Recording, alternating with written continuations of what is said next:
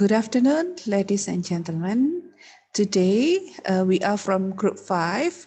We would like to present our topic entitled Discourse in the Language Classroom Interaction. Before that, I would like to introduce the member of the group. The first is me, myself, Prila Rohmawati. The second is Lulut Vidyaningrum. The third is Erna Dewi Kartikasari. Okay.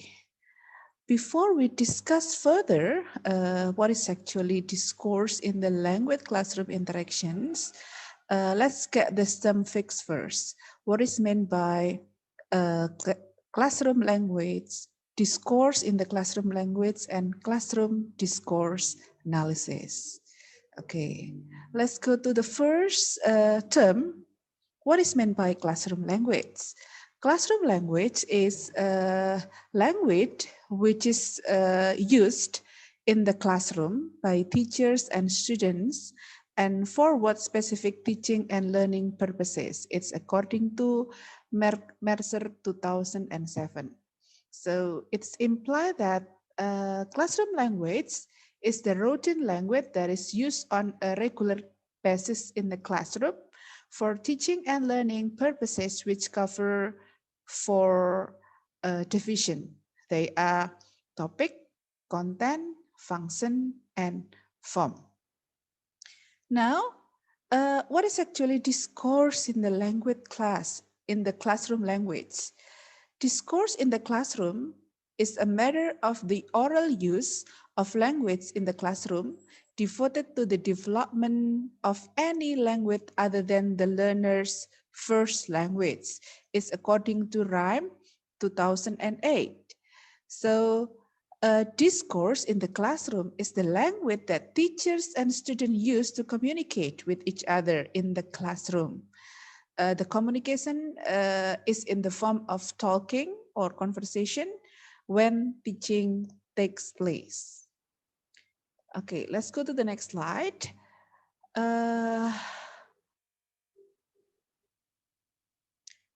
Classroom discourse analysis. So it could be interpreted as looking at language in use in the classroom context, that this context is influenced also by multiple social contexts beyond and within the classroom. To understand, in order to understand context, how context and talk are influencing each other. Yeah, it's based on Rhyme 2008. Therefore, classroom discourse analysis is conducted for the purpose of improving future classroom interaction. Now, let's go to the purposes. Yeah, purposes of studying language classroom discourse. Yeah, we got it from Rhyme 2008.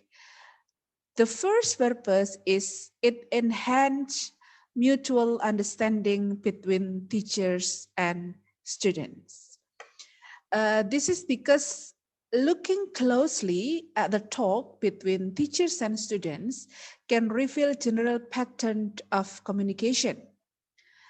Pattern in how teachers and students take turn at talk, such as introduction to the topic, use multiple languages and language varieties, or tell stories in different ways, can illustrate how misunderstanding between different social groups in the classroom develop and how they can be overcome. That's the first purpose. The second purpose is that teachers have been able to understand local differences in the classroom talk, going beyond stereotype or other cultural generalizations. These different ways of speaking affect every teacher's daily practice. For example, the case of our classroom, as a teacher, have we ever asked what we thought was a stimulating questions and received silence in responses? One reason to practice classroom discourse analysis is to be able to understand what causes this unreadable moment in the classroom talk and possibly the segregation of a certain students. The third purpose is when teachers analyze discourse in their own classroom, academic achievement improve. Yeah. When we carefully studying interaction in our classroom, especially having talked to our students, indirectly it can lead to the more productive and inclusive interactions, and it can contribute to students' success in terms of achievement. The last, a fourth or final reason, for conducting classroom discourse analysis is it can foster intrinsic and lifelong love for the practice of teaching and its general life affirming potential. Uh, the technique of the classroom discourse is that practicing classroom discourse in our classroom can enhance the overall experience of teaching and keep us engaged intrinsically in our professional development as a teacher as well as lecturers. Okay, then that's the purpose of studying classroom discourse. Now, uh, we will discuss deeply on the topic related to uh, kinds of issue in language classroom discourse, the functions of spoken language in the classroom, and the concept of classroom interaction, and initiation response feedback or IRF model that will be presented by the next presenter. Okay, Ibu Erna. Okay, thank you. Today I'm going to present about classroom discourse current issue and then function of language in classroom, and the last is concept of classroom interaction. So first is classroom discourse current issue. I've divided current issue into four. The first is translanguaging classroom discourse. Second is classroom discourse as an essential component in classroom communication. And the third is gender-related classroom discourse, and the last is the role of feedback. So the first is translanguaging classroom discourse. Okay. Translanguaging is the act performed by bilingual of assessing different linguistic features of various modes that described as autonomous language in order to maximize communicative potential. Ovelia Garcia in 2009 stated that translanguaging is about communication, not about language itself. So, meaning that the communication is uh, something that will bridge the meaning from one speaker to another. And moreover, Lee Wei and Angel Lin in 2019, in their article entitled Translanguaging Classroom Discourse, Passing Limits, Breaking the Boundaries, uh, they stated that translanguaging pedagogy therefore cannot and should not be reduced to allowing the pupil to use their non-language of instruction L1 in the class, nor to mixing and switching between linguistic codes only. It is action to transform classroom discourse, including both the discourse by the participant of the classroom activities and the discourse about the classroom. Moreover, translanguaging classroom is not only about encourage fluid multilingual practices within the limits and boundaries set by these role sets, objective and tasks, but aim at challenging and transforming them. So the word transforming them meaning that how the message from the first speaker can be accepted by the another speaker so that the communication will run well, so that in teaching and learning process by using translanguaging will uh, influence the engagement by the students to the teachers. The second is classroom discourse as an essential component in classroom community. Henry et al. Advocate that building classroom community will foster belonging rather than isolation. So meaning that it will motivate and make the students becoming more confident to having in those classrooms, so that everything in their mind can be what can I call them, can be explained, can be share to another member in the classroom. Moreover, a healthy exchange of the idea may include opposing viewpoints.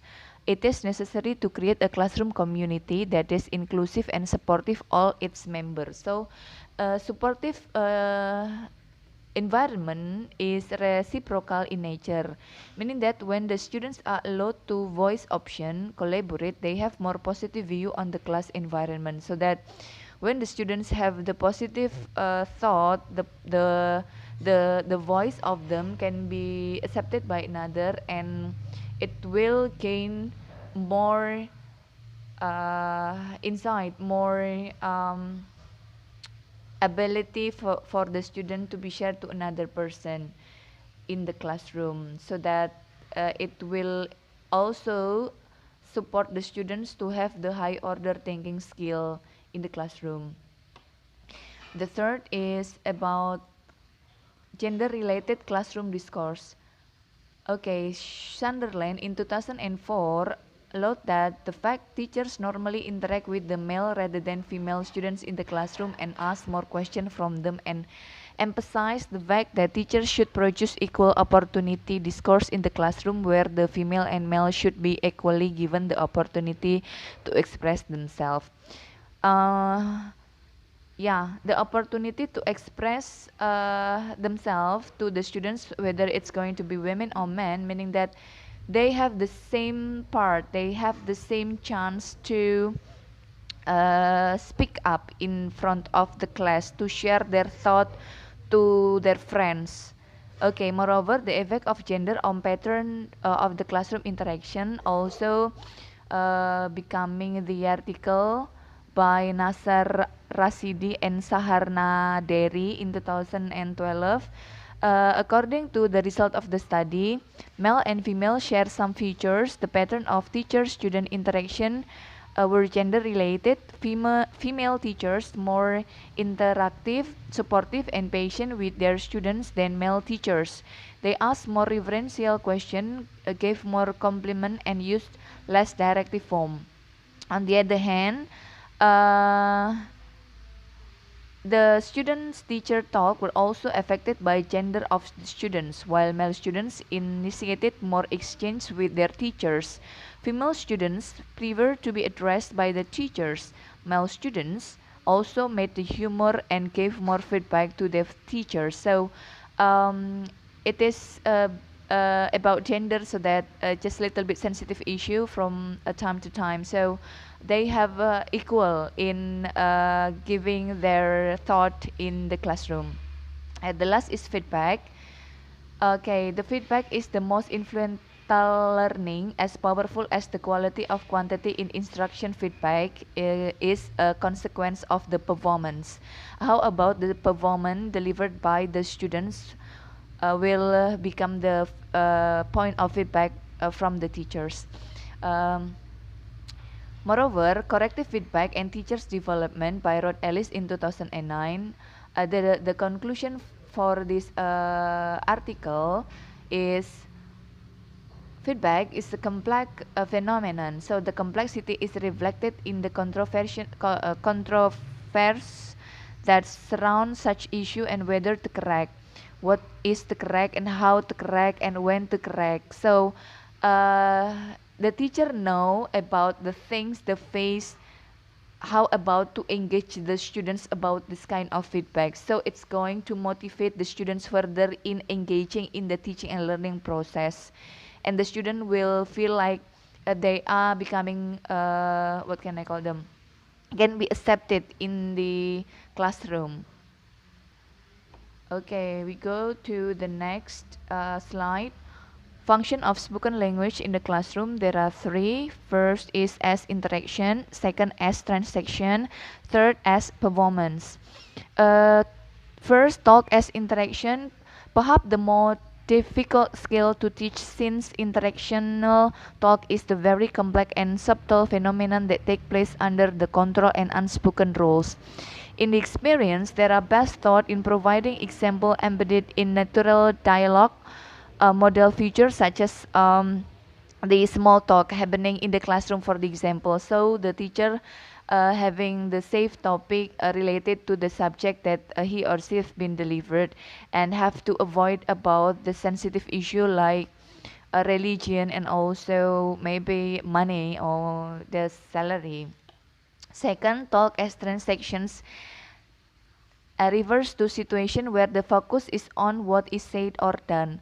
The message and making oneself understood clearly and accurately is the central focus rather than participant and how they interact socially with each other. So that how about the message can be accepted by the students at the classroom?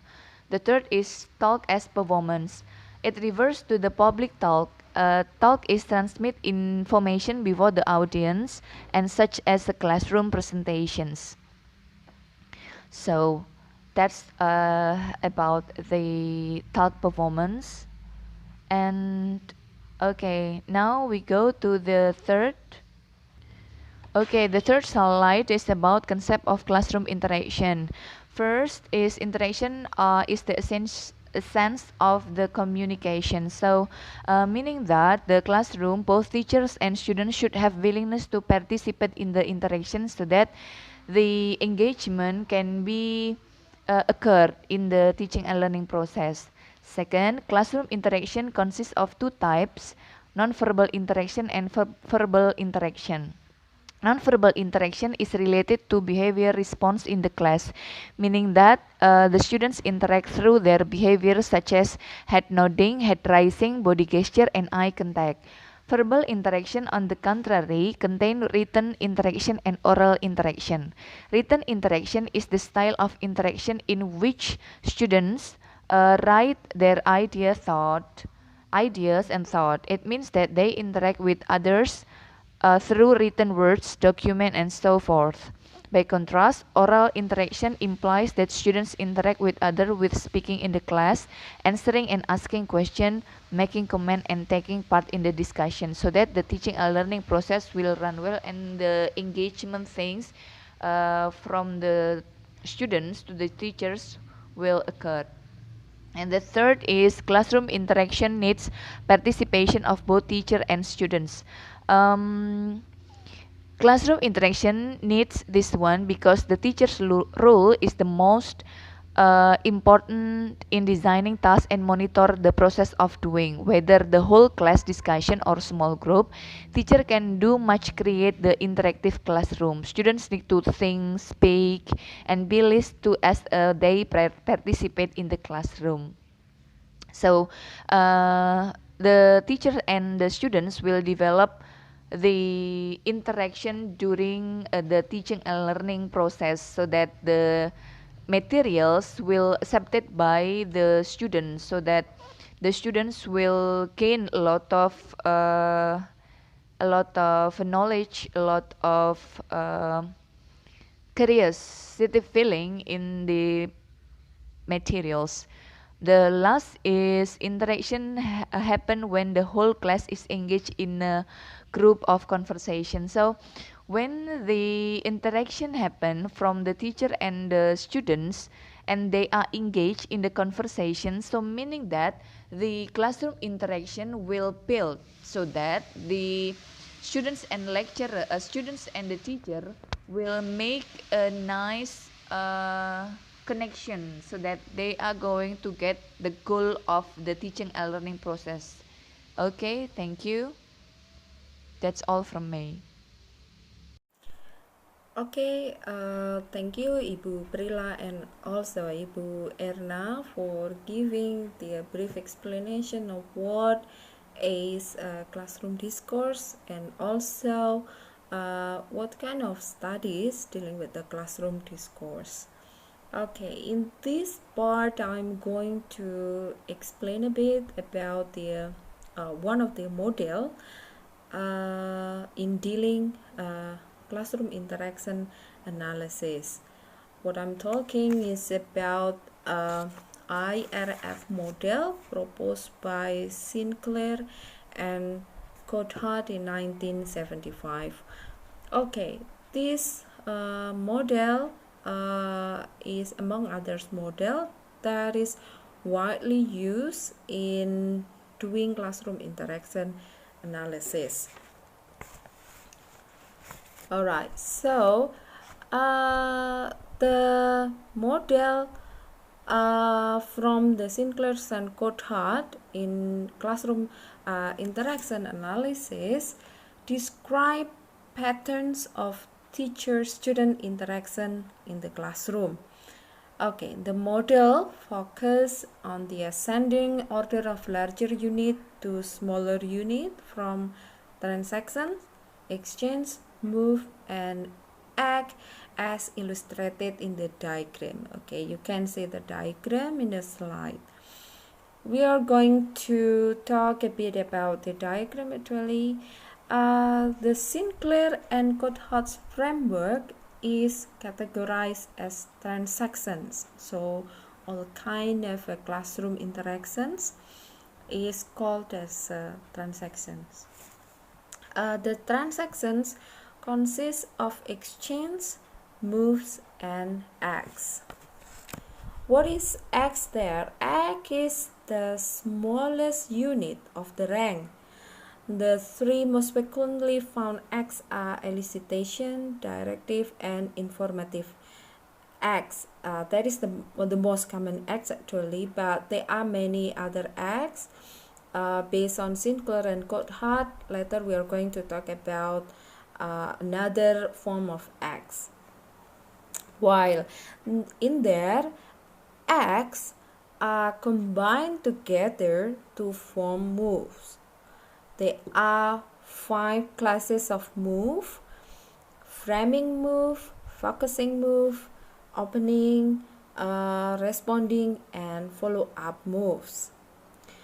The framing and focusing moves together form boundary exchange, while the opening, responding, and follow-up moves together form teaching exchange.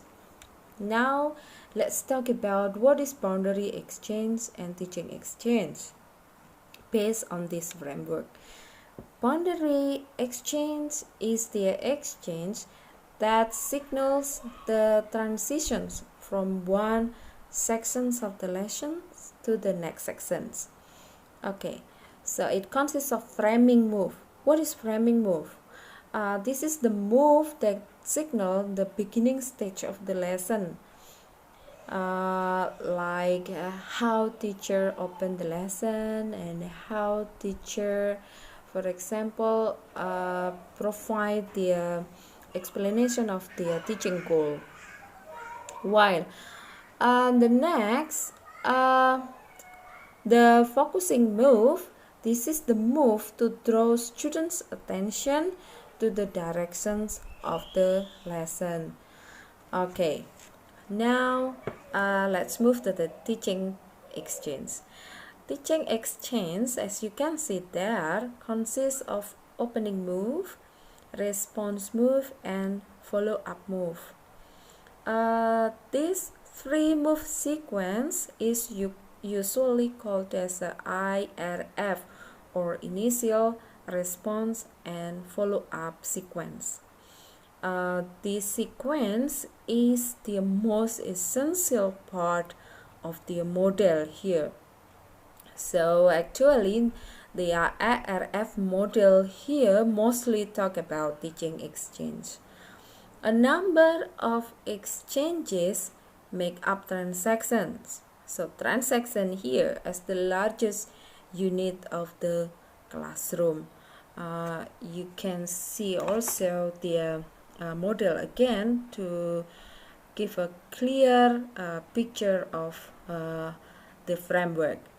Okay, so next we are going to continue and to know more about what kind of act actually happen in classroom interactions. The initial response feedback model by Sinclair and Gotthard also provide some kinds of various kinds of acts that happen in a classroom interaction. There are 22 kinds of acts. Let's take a look some of them. You can see in a slide. For example, accept. Okay, the abbreviation is ACC. What is the functions of accept act? The function is to show the teacher has heard correct information from the students. The examples of this act is yes, no, good, or fine, for example. Okay. Next example, the check act. What is the function? The function is it enables the teacher to check the progress of the students. The example in classroom communication, like have you finished, ready, any other questions, for example. Okay, this is the common example of that. Command act, the function is to exemplifies or justifies or expands and provides additional information from the teacher to the students. It can be in the form of statement or in a form of questions, for example. Another most common acts in a classroom is the directive. Okay, the abbreviation is DIR, for example. The functions of directive here is the request, a non-linguistic response. It also commonly happen in a classroom interactions. And the example is their comment from the teacher to the students. Like, would you please come forward, or would you please present the result of your discussion, for example. Okay, so this kind of comment from the teacher. Next example of act is the evaluation. This is to evaluate a response from the students. The example is good, interesting, yes, or simply the tag questions. Now take a look at the other examples of acts there, like marker, for example. Marker here to mark boundaries in the discourse. This is in the form of well, right, okay, now, good, or right. Okay, so react, for example, it provides a non-linguistic response to a directive. This is in the form of non-linguistic accents. Another act is a silent stress. This is to highlight a marker, and the example is pause. Pause is also common in a classroom communication. Sometimes when teacher give a questions to the students, the teacher give a pause or silence, maybe to give the students time to think about the questions.